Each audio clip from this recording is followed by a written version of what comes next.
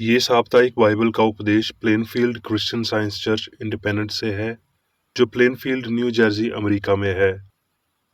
अधिक जानकारी के लिए कृपया हमारी वेबसाइट पर जाएं www.plainfieldcs.com। आपके अध्ययन के लिए ये पाठ रविवार 11 सितंबर 2022 के लिए है।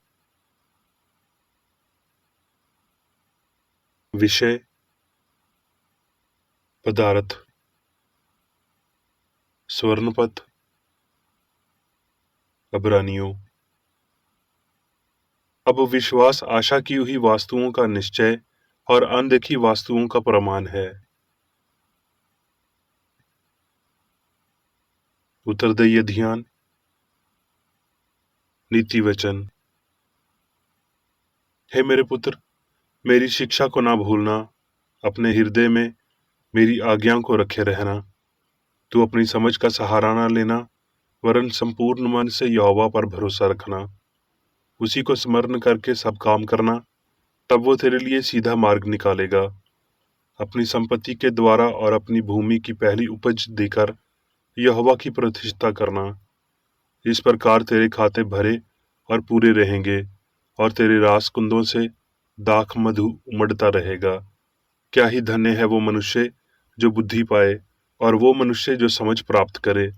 उसके दाहिने हाथ में दीर्घायु और उसके बाएं हाथ में धन और महिमा है। पाठ उपदेश बाइबल में से भजन संहिता। यहोवा मेरा चरवाहा है, मुझे कुछ घाटी न होगी। निश्चय भलाई और करुणा जीवन भर मेरे साथ साथ बनी रहेंगी, और मैं यहोवा के धाम में सर्वदा वास करूंगा। राज्य। फिर एक दिन की बात है कि अलीशा शूनम को गया, जहां एक कुलीन स्त्री थी, और उसने उसे रोटी खाने के लिए विनती की। और जब जब वो उधर जाता, तब तब वो वहां रोटी खाने को उतरता था। और उसने अपने सेवक जिहाजी से कहा, उस शनीमन को बुला ले। उसके बुलाने से वो उसके सामने खड़ी हुई। फिर उसने कहा, तो इसके लिए क्या किया जाए? जिहाजी ने उत्तर दिया, निश्चय इसके कोई लड़का नहीं, और उसका पति बूढ़ा है। उसने कहा, उसको बुला ले। और जब उसने उसे बुलाया, तब वो द्वार में खड़ी थी।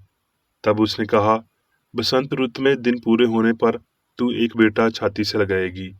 स्त्री ने कहा, हे मेरे प्रभु, मेरे परमेश्वर के भक्त ऐसा नहीं, अपनी दासी को धोखा न दे। और स्त्री को गर्भ रहा, और बसंत ऋतु का जो समय एलीशा ने उससे कहा था, उसी समय जब दिन पूरे हुए, तब उसके पुत्र उत्पन्न हुआ। और जब लड़का बड़ा हो गया, तब एक दिन वो अपने पिता के पास लाने वालों के निकट निकल गया, और उसने अपने पिता से कहा, आह मेरा सर, मेरा सर।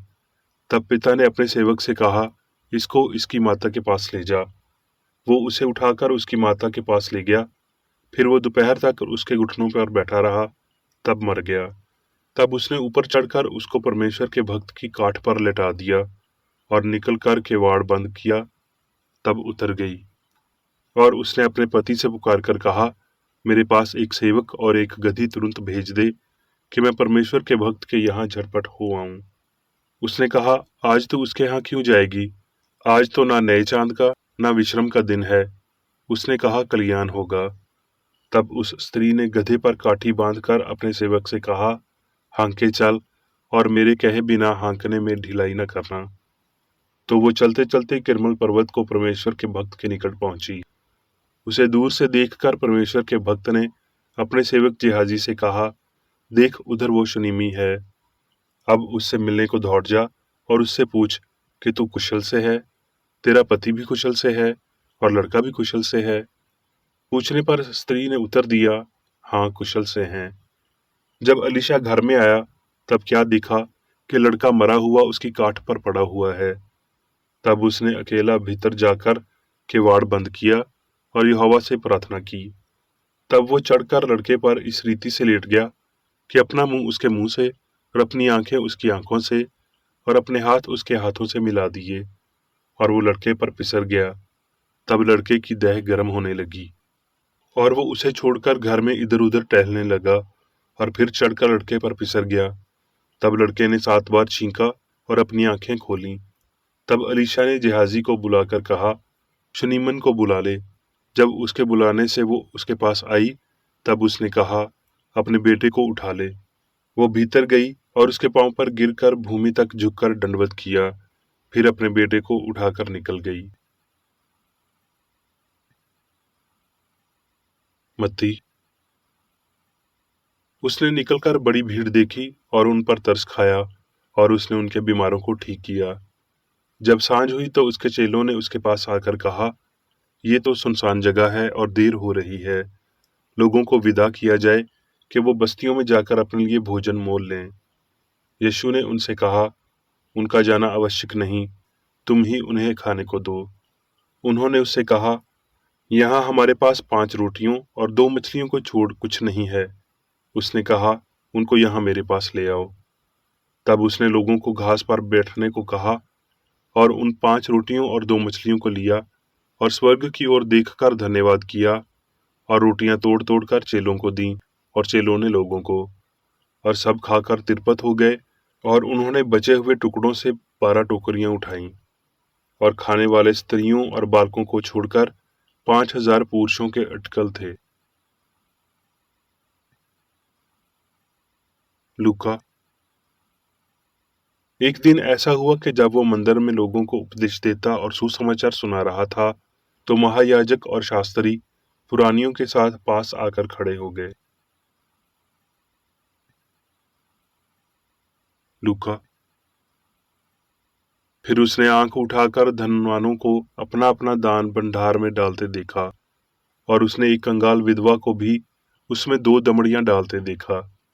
तब उसने कहा, मैं तुमसे सच कहता हूं कि इस कंगाल विधवा ने सबसे बढ़कर डाला है, क्योंकि उन सब ने अपनी अपनी भर्ती में से दान में कुछ डाला है, परंतु इसने अपनी घाटी में से अपनी सारी जीविका डाल दी है। भजन संहिता। हमारा प्रभु महान और अति सामर्थी है, उसकी बुद्धि अपरंपार है। ना तो वो घोड़े के बल को चाहता है और ना पूंछ के पैरों से प्रसन्न होता है। यहोवा अपने डरवियों ही से प्रसन्न होता है, अर्थात उनसे जो उसकी करुणा की आशा लगाए रहते हैं।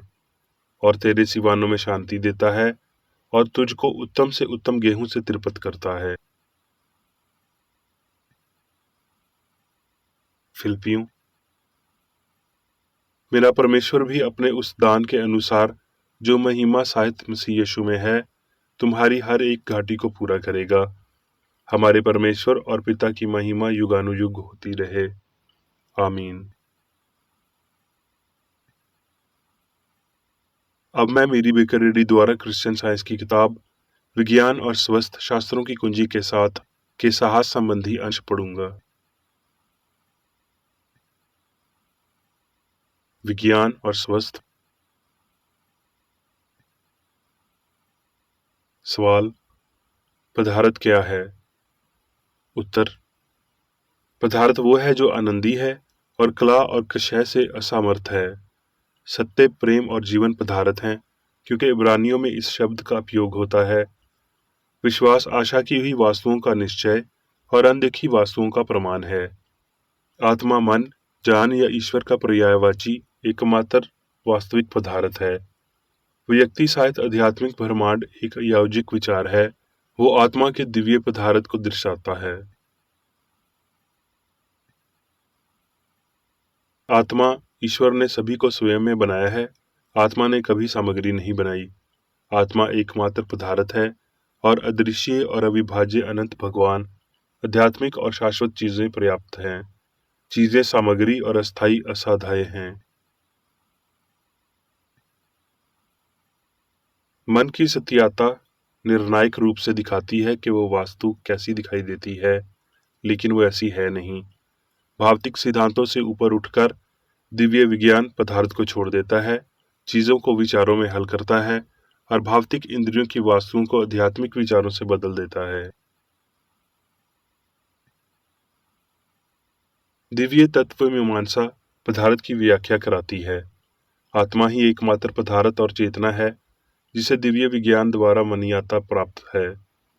भौतिक इंद्रियां इसका विरोध करती हैं, लेकिन कोई भौतिक इंद्रियां नहीं है क्योंकि पदार्थ का कोई मन नहीं है। आत्मा में कोई पदार्थ नहीं है, जैसे सत्य में कोई त्रुटि नहीं है और अच्छाई में कोई बुराई नहीं है। ये एक झूठा अनुमान है। ये धारणा के वास्तविक पदार्थ है, आत्मा के विपरीत है। आत्मा ईश्वर अनंत है, सब कुछ है। आत्मा का कोई विपरीत नहीं हो सकता।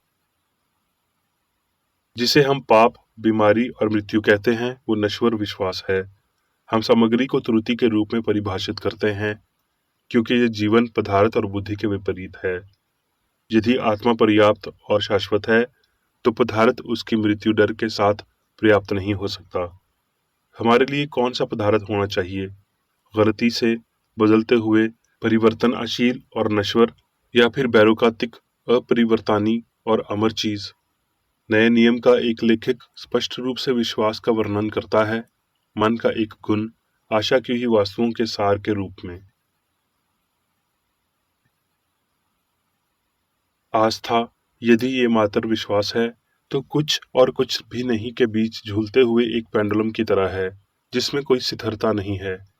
आस्था आध्यात्मिक समझ के लिए उन्नत आत्मा से प्राप्त साक्ष्य है, जो हर तरह के पाप का खंडन करता है और भगवान के दावों को स्थापित करता है। मनुष्य के साथ भगवान के वैज्ञानिक संबंध हैं। हम पाते हैं कि जो कुछ भी एक को आशीर्वाद देता है, वो सभी को आशीर्वाद देता है। जैसा कि यीशु ने आत्मा को दिखाया, भावतिक नहीं आपूर्ति का स्रोत होने के नाते रोटियों और मछलियों के साथ। क्या ईश्वर बीमारी भेजता है? माँ को कुछ वर्षों के लिए अपने बच्चे को दे देता है और फिर उसे मौत के घाट उतार देता है। क्या परमेश्वर ने पहले से ही जो कुछ बनाया है, वो नए सिरे से बना रहा है? इस बिंदु पर शास्त्र निश्चित हैं, ये घोषणा करते हुए कि उसका काम समाप्त हो गया था। भगवान के लिए कुछ भी नया नहीं है और ये अच्छा है। क्या मनुष्य के लिए कोई जन्म या मृत्यु, आध्यात्मिक छवि और भगवान की समानता हो सकती है? भगवान ने बीमारी और मौत भेजने की बजाय उन्हें नष्ट कर दिया और प्रकाश अमृता में लाया। सर्वव्यापी और अनंत मन ने सभी को बनाया और सभी को शामिल किया। ये मन गलतियां नहीं करता और बाद में उन्हें सही नहीं करता। ईश्वर मनुष्य को पाप करने, बीमार होने या मरने के लिए प्रेरित नहीं करता।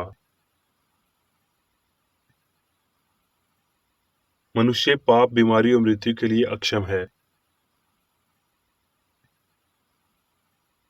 ब्रह्मांड दिव्य पदार्थ या मन को दर्शाता है और व्यक्त करता है। इसलिए ईश्वर को केवल आध्यात्मिक ब्रह्मांड और आध्यात्मिक मनुष्य में देखा जाता है, जैसे सूर्य प्रकाश की किरण में दिखाई देता है जो इससे निकलता है। ईश्वर केवल उसी में प्रकट होता है जो जीवन, सत्य, प्रेम, परिवर्तित को दर्शाता है, जो ईश्वर की विशेषताओं और शक्ति को प्रकट करता है। यहाँ तक कि जैसे मानव समानता दर्पण में दिखी जाती है, दर्पण के सामने व्यक्ति के रंग, रूप और क्रिया को दोहराता है। कुछ व्यक्ति ये दर्शाते हैं कि क्रिश्चियन साइंस का अर्थ प्रतिबिंब से क्या है। स्वयं के लिए नश्वर और भौतिक व्यक्ति पदार्थ प्रतीत होता है, लेकिन पदार्थ की उसकी भावना में त्रुटि शामिल है और इसलिए सामग्री लौकिक है। दूसरी ओर अमर आध्यात्मिक व्यक्ति वास्तव में पर्याप्त है और शाश्वत पदार्थ या आत्मा को दर्शाता है, जो मनुष्यों के लिए आशा है। वो परमात्मा को दर्शाता है, जो एकमात्र वास्तविक और शाश्वत इकाई है। ये प्रतिबिंब नश्वर अर्थ को पारलौकिक लगाता है, क्योंकि आध्यात्मिक मनुष्य की पर्याप्तता नश्वर दृष्टि को पार कर जाती है और ये केवल दिव्य विज्ञान के माध्यम से प्रकट होती है। जैसा कि ईश्वर पदार्थ है और मनुष्य ईश्वरी छवि और समानता है, मनुष्य को आत्मा के पदार्थ की इच्छा करनी चाहिए और केवल पदार्थ की, ना कि सामग्री की, और वास्तव में उसने ऐसा ही किया है। ये विश्वास कि मनुष्य के पास कोई अनय पदार्थ या मन है, आध्यात्मिक नहीं है और पहली आज्ञा को तोड़ता है कि तुम एक ईश्वर को, एक मन को स्वीकार करो। नश्वर मनुष्य खुद को पदार्थ समझता है, जबकि मनुष्य छवि, विचार है। भ्रम, पाप, बीमारी और मृत्यु भौतिक अर्थों की झूठी गवाही से उत्पन्न होते हैं, जो कि अनंत आत्मा की केंद्रीय दूरी के बाहर एक निश्चित दृष्टिकोण से मन और पदार्थ की एक उल्टी छवि प्रस्तुत करता है और सब कुछ उल्टा हो जाता है। जैसे दर्पण में स्वयं का प्रतिबिंब दिखाई देता है, वैसे ही आप आध्यात्मिक होने के कारण भगवान के प्रतिबिंब हैं। पदार्थ, जीवन, बुद्धि, सत्य और प्रेम जो देवता का निर्माण करते हैं उनकी रचना से परिलक्षित होते हैं। और जब हम विज्ञान के तत्वों के प्रति शारीरिक इंद्रियों की झूठी गवाही देते हैं तो हम इस वास्तविक समानता और प्रतिबिंब को हर जगह देखेंगे। ईश्वरीय प्रेम हमेशा से मिलता है और हमेशा हर मानवीय आवश्यकता को पूरा करता है। ये कल्पना करना ठीक नहीं है कि यीशु ने दिव्य शक्ति का छायांकन केवल संख्या के लिए किया, क्योंकि सभी मानव जाति के लिए और सभी समूहों में सभी अच्छे की आपूर्ति करता है। दिव्य प्रेम मेरा चरवाहा है, मुझे कुछ घाटी ना होगी। निश्चय भलाई और करुणा जीवन भर मेरे साथ साथ बनी रहेंगी और मैं प्रेम के धाम चेतना में वास करूंगा। अब मैं मेरी बेकरेडी द्वारा चर्च मैनुअल में दिए गए 3 दैनिक कर्तव्यों को पढ़ूंगा। दैनिक प्रार्थना। प्रत्येक दिन प्रार्थना करने के लिए इस चर्च के प्रत्येक सदस्य का कर्तव्य होगा, तुम्हारा राज्य आए, ईश्वरीय सत्य, जीवन और प्रेम के शासन को मुझ में स्थापित कर और मुझ पर शासन कर, और तेरा वचन सभी मनुष्यों के स्नेह को समृद्ध कर सकता है, उन पर शासन कर। आदेशों और कर्तव्यों के लिए एक नियम। ना तो दुश्मनी और ना व्यक्तिगत लगाव मदर चर्च के सदस्यों के आदेशों और कर्तव्यों पर लागू करना चाहिए। विज्ञान में दिव्य प्रेम ही मनुष्य को नियंत्रित करता है और एक क्रिश्चियन विज्ञानी प्यार की मीठी सुविधाओं को दर्शाता है। प्यार में डांटने पर, सच्चा भाईचारा, परोपकार और क्षमा में। इस चर्च के सदस्यों को प्रतिदिन ध्यान रखना चाहिए और सभी बुराई दूर करने, भविष्यवाणी, न्याय करने, निंदा करने, परामर्श देने, प्रभावित करने या गलत तरीके से प्रभावित होने से बचने के लिए प्रार्थना करनी चाहिए। कर्तव्य के प्रति सतर्कता। इस चर्च के प्रत्येक सदस्य का यह कर्तव्य होगा कि वो प्रतिदिन आक्रामक मानसिक सुझाव से बचाव करे और भूलकर भी ईश्वर, नेता और मानव जाति के प्रति अपनी कर्तव्य की उपेक्षा नहीं करनी चाहिए। उनके कामों से उन्हें आंका जाएगा और वो उचित या निंदनीय होगा।